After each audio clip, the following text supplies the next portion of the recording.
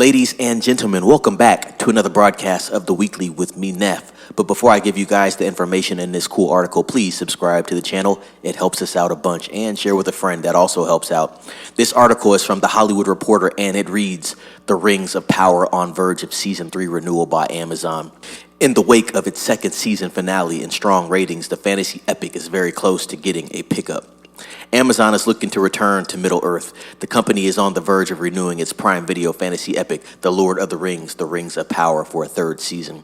While showrunners J.D. Payne and Patrick McKay have been prepping the next season's story for months, the lack of official greenlight has been a source of speculation and concern among some fans, especially since the second season was ordered years before the first season debuted.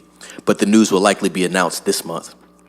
The decision is following this week's Prime Video UK upfront presentation to advertisers in London, where Amazon MGM Studios touted Rings of Power content and brought out several members of the show's cast. During its presentation to advertisers at these events, studios typically only present shows to buyers if they firmly plan to continue them. Studio head Jennifer Salke told buyers that Season 2 has generated over 55 million viewers, and the company expects the latest season to eventually catch up to the first season, which reached more than 150 million viewers. Amazon declines to define what constitutes a viewer, but he said the showrunner remains a top 5 series for the streamer.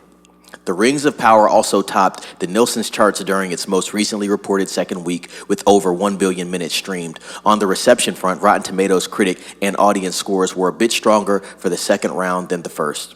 Previously, The Hollywood Reporter reported that Amazon currently remains committed to its original 50-hour plan for the series. Payne and McKay, who have also multi-year deals, have assembled their third season writers' room. The writers on board include, and it's a bunch of listed names here. I will put the link to this article in the description so you guys can read. I'll run through a couple names. Ava Wong Davies, Constance Chang, Jonathan Wilson. That's just a few to name.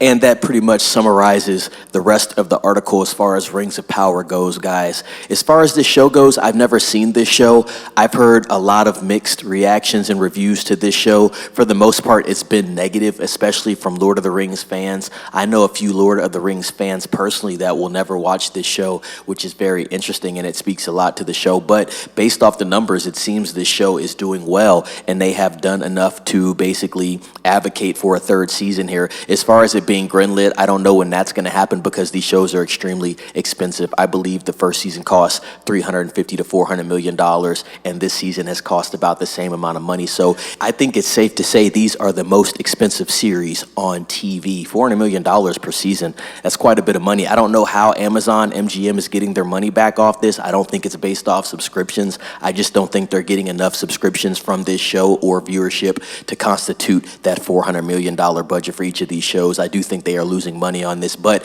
it looks like they are doubling down. On top of that, we just have to wait and see when they are going to greenlight Season 3. I think this is a plan, honestly. I think they've said they're actually going to do 4 to 5 seasons, so it's just a matter of time when they're going to greenlight it. But based off what the heads at Amazon MGM say, the numbers justify it, so we will just have to see how this continues with this saga as far as the Rings of Power goes. If you've seen this show, please let me know down in the comments what you think about it. If you're a Lord of the Rings fan, I want to know what you think about it when it comes to comparisons with the Peter Jackson films and just lore involved with that. Definitely want to know what you guys think. Like I said, I have not watched this show. I'm not really interested in these type of shows. These fantasy shows aren't really my thing. But if you've watched it, let me know. I hear that the quality as far as visuals and set pieces do aesthetically match the quality of the Lord of the Rings films, but the writing is the weak point and people just can't watch it at this point. So like I said, that's all I got for this article, guys. Like, subscribe, ring the bell for notifications, share with a friend, and as always, be safe. It's Neff signing off.